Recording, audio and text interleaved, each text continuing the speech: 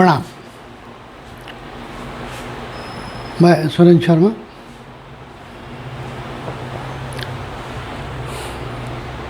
पिछले पाठ में हमने वृष लगन की कुंडली में सूर्य और केतु का एक साथ होने के कारण जो फल प्राप्त होता है उस विषय में डिस्कशन किया था। आज के पाठ में हम उससे आगे चलते हैं।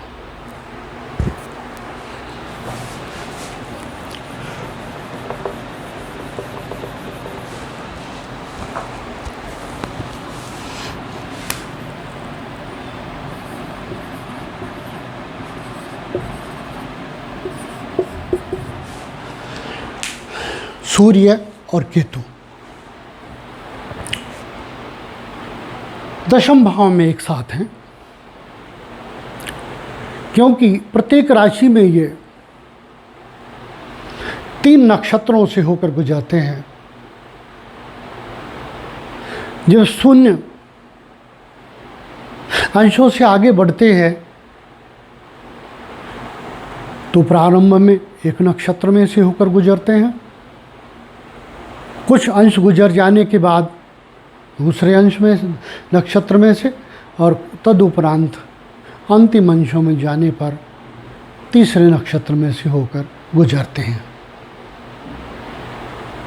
इसलिए उनका एक ही भाव में, एक ही राशि में 3 प्रकार का फल प्राप्त होता है। यहाँ हम उदाहरण स्वरूप एक ही नक्षत्र में इस ग्रह का, जो भी यहाँ है सूर्य तथा केतु, एक ही नक्षत्र में उदाहरण स्वरूप लेकर के अध्ययन करेंगे। हम कल्पना स्वरूप ले लेते हैं सूर्य के अंश यहाँ पर 13 और केतु के अंश ले लेते हैं 2। तो सम्मुख राहु है, केतु के सम्मुख राहु होता ही है, इसके अंश भी 2 ही होंगे। अब हम ये देखें इतने अंशों में होकर के ये किन किन नक्षत्रों में है। देखिए सूर्य यहाँ कुंभ राशि में, दशम भाव में यहाँ कुंभ राशि पड़ रही है, तो कुंभ राशि में सूर्य 13 अंश में किस नक्षत्र में पड़ेगा। देखिए कुंभ राशि में सूर्य 13 अंश में शतभिषा नक्षत्र में पड़ेगा। 6:40 तक धनिष्ठा है, तदुपरांत शतभिषा नक्षत्र। और केतु कुंभ राशि में 2 अंशों में किस नक्षत्र पर पड़ेगा, धनिष्ठा नक्षत्र पर पड़ेगा। धनिष्ठा ठीक इसी प्रकार से इसके सम्मुख बैठा राहु चतुर्थ भाव में सिंह राशि में 2 अंशों में किस नक्षत्र में पड़ेगा। देखिए यहाँ मघा नक्षत्र में पड़ेगा। मघा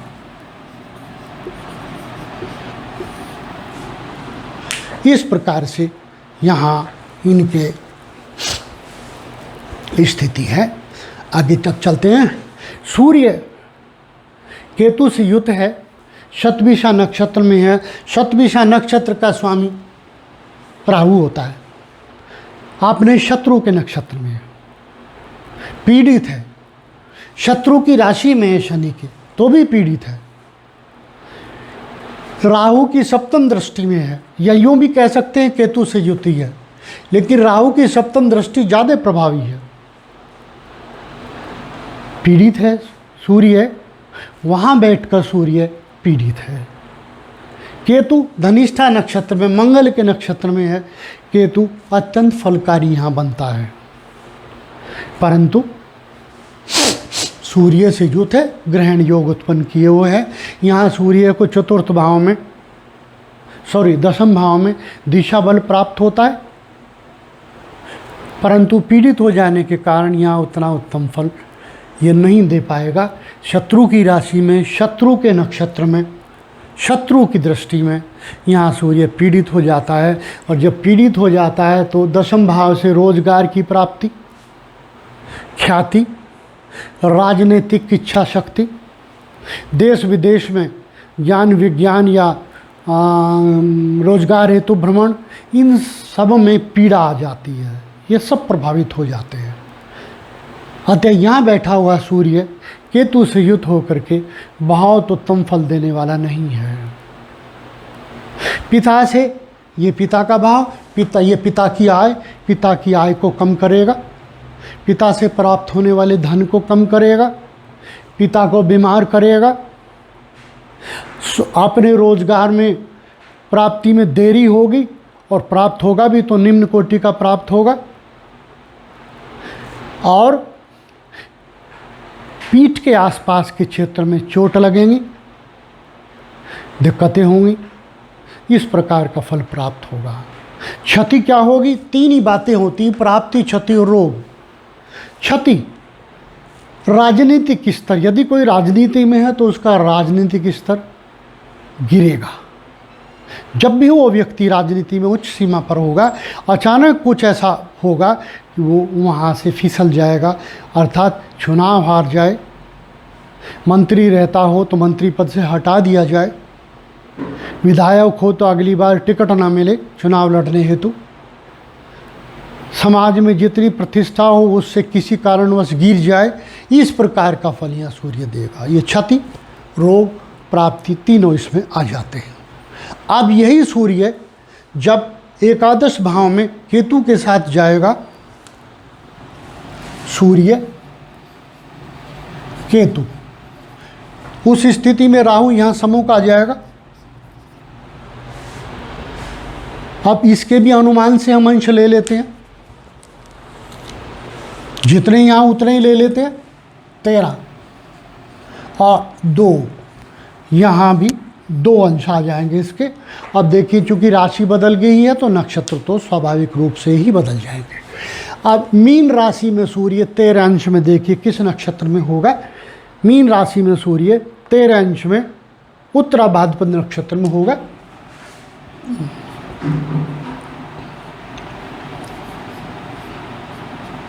और केतु मीन राशि में 2 अंश में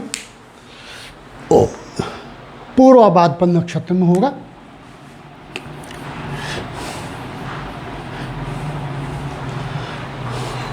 इसी प्रकार से राहु यहाँ कन्या राशि में है, वो 2 अंशों में देखिए कितने उत्तरा फाल्गुनी नक्षत्र में होगा। सॉरी, गलत हो गया, उत्तरा फाल्गुनी नक्षत्र में होगा। इस स्थिति में 11वें भाव में जाकर के प्राय सूर्य उत्तम फल देता है। यहाँ मित्र की राशि में है, मीन राशि गुरु की होती है, सूर्य का मित्र है, उत्तम हो गया। उत्तरा भाद्रपद नक्षत्र शनि का नक्षत्र है, और उत्तरा भाद्रपद नक्षत्र प्राय उत्तम नहीं कहा गया, शनि का नक्षत्र है, इसलिए सूर्य पर शनि की काली छाया आ जाती है, पीड़ित हो जाता है। केतु पूर्व भाद्रपद नक्षत्र में, बृहस्पति के नक्षत्र में, उत्तम नक्षत्र में है, इसलिए केतु यहाँ अच्छा फल देने की स्थिति में, सूर्य की राशि गुरु की राशि में, गुरु के नक्षत्र में केतु यहाँ बहुत उत्तम फल देने की स्थिति में है। परंतु सूर्य पर काली छाया आ गई शनि की। फिर भी जब ये युति एक साथ होगी तो दोनों उत्तम फल देंगे, क्योंकि प्रभाविता ये मित्र की राशि में, उत्तम भाव में केतु के साथ, इस स्थिति में केतु सूर्य के साथ मिलकर के क्षति भले ही करे, लेकिन कभी कभी राजयोग जैसी स्थिति उत्पन्न कर देता है। क्योंकि बृहस्पति के नक्षत्र में, बृहस्पति की राशि में, बृहस्पति के नक्षत्र में, यहाँ ये युति बहुत उत्तम फल देगी, लाभ देगी, व्यापारिक लाभ देगी। जो भी आय प्राप्त होती है उसमें आय में उन्नति करेगी, जो भी कर्म व्यक्ति करेगा उससे उत्तम लाभ प्राप्त होंगे, सुखदायी रहेगी, हर प्रकार से सुखदायी रहेगी। परंतु सामने से राहु भी देख रहा है सप्तम दृष्टि से। राहु यहाँ पंचम भाव में बैठ करके व्यक्ति के मस्तिष्क को विकृत करेगा, पीड़ा देगा, तनाव देगा, संतानोत्पत्ति में बाधा उत्पन्न करेगा, उच्च रक्तचाप देगा, माइग्रेन जैसी बीमारियां देगा, पेट में ऐसे रोग दे देगा जिनका निदान आसानी से ना हो सके। डॉक्टर्स भी परेशान रहे ऐसे व्यक्ति के रोगों को तलाश करने में, और मिल जाए तलाश तो आसानी से इलाज ना हो। मस्तिष्क की भी यही स्थिति रहे, व्यक्ति हर वक्त सिर दर्द से पीड़ित रहे, ये स्थिति राहु यहाँ देगा। और ये स्थिति व्यक्ति के 11वें भाव से प्राप्त होने वाले लाभों को प्रभावित तो अवश्य करेगी, जो भी लाभ वहाँ से मिलते हैं। इसलिए वहाँ सूर्य बैठ करके लाभ देते हुए भी ये व्यक्ति पीड़ा से जूझेगा। इस प्रकार के तीनों पॉइंट्स के फल यहाँ से प्राप्त होंगे सूर्य और केतु की युति के 11वें भाव में। अब चलते 12वें भाव में जाकर के, 12वें भाव में जाकर के यही सूर्य और केतु, देखिए इनके हम अंश बदल लेते हैं। इसका अंश 27 डिग्री और इसका अंश 3 डिग्री या 13 डिग्री ले लेते हैं। हमने उदाहरण स्वरूप स्टडी करनी है, इसलिए तो उस स्थिति में राहु यहाँ सम्मुख आ जाएगा।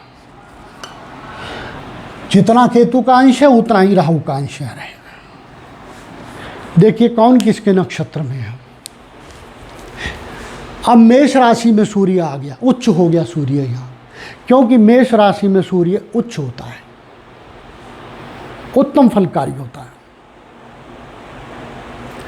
किसके नक्षत्र में है, देखिए मेष राशि में 27 अंशों में सूर्य कृत्तिका नक्षत्र में है, अपने ही नक्षत्र में। कृत्तिका नक्षत्र का स्वामी स्वयं सूर्य होता है। केतु 13 अंशों में मेष राशि में अश्विनी नक्षत्र में।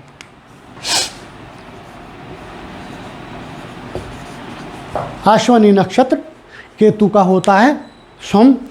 केतु मंगल की अपनी राशि में, अपने मित्र की राशि में, मेष राशि का स्वामी मंगल, केतु अश्विनी नक्षत्र में, अपने नक्षत्र में। इसलिए यहाँ केतु इतना बली है कि 12वें भाव में केतु जितना अपनी शक्ति के द्वारा कुछ लाभ, हानि, क्षति जो भी कुछ देने की स्थिति में होता है वो सब देगा। मित्र की राशि में, अपने नक्षत्र में। और सूर्य यहाँ अब उच्च राशि में है, अपने नक्षत्र में है। इसलिए ये युति यहाँ 12वें भाव में व्यक्ति को विदेशों की यात्रा कराएगी। व्यापारिक कर्म संबंधी विदेशों से आयात निर्यात करना, व्यापार के लिए विदेश जाना, हवाई यात्राएं करना, भिन्न भिन्न उद्देश्यों हेतु पुण्य कर्मों में हिस्सा लेना। क्योंकि इस स्थिति में सूर्य के साथ मिलकर के व्यक्ति पुण्य कर्मों की तरफ जाता है। धर्म कर्म में हिस्सा लेना, धर्म कर्मों में ख्याति प्राप्त हेतु बार बार आगे कदम बढ़ा के कार्य करना। परंतु ज्योतिष नियम के अनुसार 12वां भाव व्यक्ति के द्वारा उत्तम नहीं कहा गया। इसलिए केतु यहाँ इस भाव में सूर्य यहाँ उच्च भाव में केतु से युक्त होकर के दोनों आंखों की सर्जरी करा देगा। आंखों में ऐसी दिक्कतें दे देगा, कम आयु में ही वो भी, जिनका इलाज सर्जरी के द्वारा ही हो। चोट लग जाए, एक्सीडेंट हो जाए, आँखों में बहुत कम आयु में चश्मे चढ़ जाएं, मोतियाबिंद हो जाएं, आदि आदि कुछ भी हो जाए, लेकिन यहाँ इस स्थिति दोनों आँखों को खराब करने की स्थिति में है। अब आता है सामने बैठा हुआ राहु। यहाँ बैठा हुआ राहु व्यक्ति के चरित्र को प्रभावित करेगा। यदि ये कुंडली किसी स्त्री की हो तो चरित्र पर शंका उत्पन्न होने लगती है। क्यों? क्योंकि पुरुष प्राय तब चरित्र को प्रभावित मानते हैं पुरुष के, तब यहां शुक्र बैठा हो। और राहु की युति में हो जाए तो और बली, चरित्र के लिए क्षतिकारक स्थिति के लिए। यहां राहु उत्तम नहीं है। वो बात अलग है कि राहु को छठे भाव में उच्च इसलिए माना गया है, छठा भाव राहु के लिए उच्च है, इसलिए इसको यहाँ उत्तम माना गया है। लेकिन उत्तमता की परिभाषा व्यक्ति की अपनी अलग है कि वो किस प्रकार के फल दे। शुक्र की राशि में है, बुध के भाव में, छठे भाव का कारक बुध हो गया, उत्तम नहीं है। मनोबल इतना कमजोर होगा इस व्यक्ति का कि इसे ऊपरी हवाएं अपनी गिरफ्त में ले सकती हैं। ये तांत्रिकों के चक्कर में बहुत रहेगा ऐसा व्यक्ति, काफी पीड़ा झेलेगा इस प्रकार की। अतः इस स्थिति की ये कुंडली बहुत उत्तम नहीं कही जा सकती, जिसमें यहाँ राहु छठे भाव में आ जाए और द्वादश में सूर्य और केतु आ जाए। व्यक्ति बहुत कुछ पाएगा, लेकिन उससे ज़्यादा खोने की स्थिति में भी होगा। सम्मान भी कम होगा, धीरे धीरे सम्मान में पतन आएगा, ख्याति में पतन आएगा, व्यक्ति कलंकित भी होगा। इस प्रकार के फल यहाँ प्राप्त होंगे। यही राहु जब पंचम दृष्टि से यहाँ दशम भाव में देखेगा, कर्म को प्रभावित करेगा। देखिए दशम भाव कर्म, उससे नवम हो गया ये छठा भाव, और यहाँ से पंचम हो गया ये दशम भाव। इसलिए राहु पूरी तरीके से कर्म को प्रभावित करेगा। ऐसे व्यक्ति तस्करी आदि में भी चला जाया करता है धन कमाने के लिए। कुछ ऐसे रास्तों का सहारा ले लेता है जो कानून की दृष्टि में अनुचित कहे गए। यही व्यक्ति यहाँ यही राहु यहाँ बैठ करके नवम दृष्टि से दूसरे भाव को देखेगा तो व्यक्ति को झूठा बनाएगा, आय को कम करेगा और आय की दिशा दशा बदल देगा। ईमानदारी के कर्मों से प्राप्त होने वाली आय को प्रभावित करेगा और पारिवारिक झगड़े करा देगा। इस प्रकार की स्थिति सूर्य केतु की युति से इन भावों में बनेगी। अब हम चलते हैं आगे। वृष लग्न की कुंडली में प्रथम भाव से लेकर के द्वादश भाव तक तीन ग्रहों के एक साथ बैठे होने का क्या फल प्राप्त होगा। अब इससे आगे हम यहाँ से चलेंगे।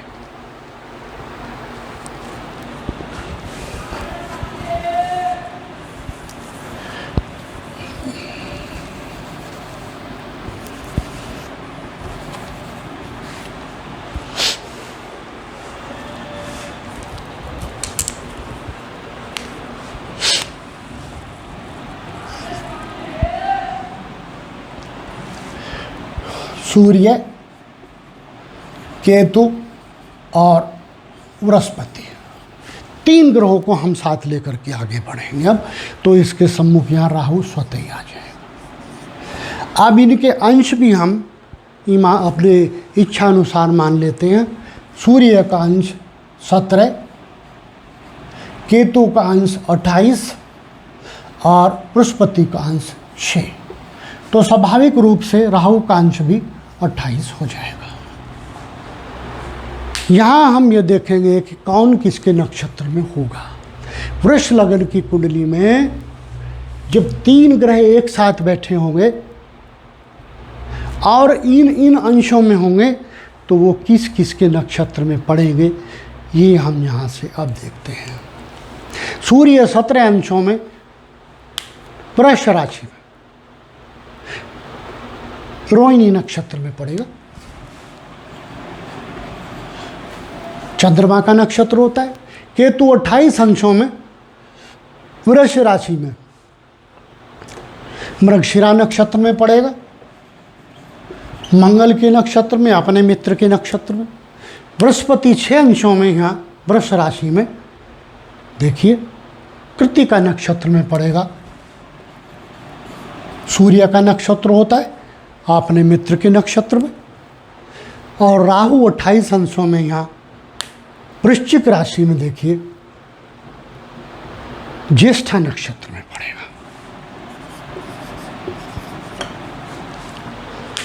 इस प्रकार आज के पाठ में हम यहाँ तक पहुँचे। शेष अगले पाठ में चलेंगे। आज का पाठ यहीं पर पूर्ण होता है। हो सकता है आपको भाया हो। यदि आपको भाया हो तो इस चैनल को लाइक और सब्सक्राइब करें, ताकि आगे आने वाले पाठ निरंतर आपको प्राप्त होते रहें। और जो भी आप उसमें से ग्रहण कर सकते हैं, इच्छानुसार लाभ पाएं। प्रणाम।